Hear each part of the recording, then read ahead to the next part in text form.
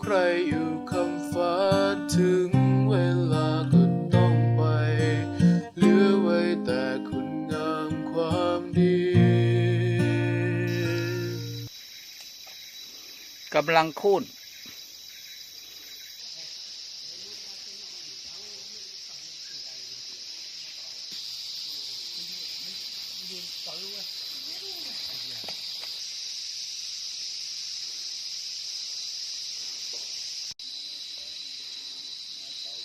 เดือนเก่าเรื่องใหม่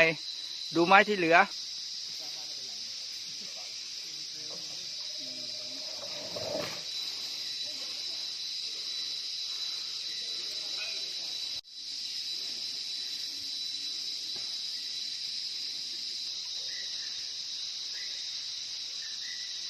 ยิ่งกว่าโรงงานอีก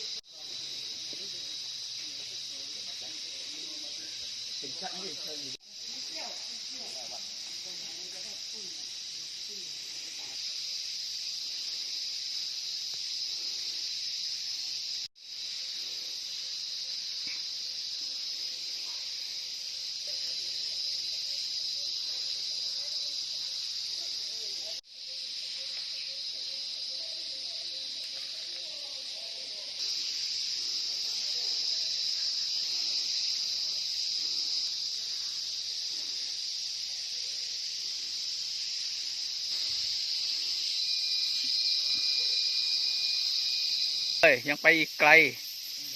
ตอนนี้ก็10 จุดมาแล้วกลับมาแปรรูปใหม่ในพื้นที่เขาบูโด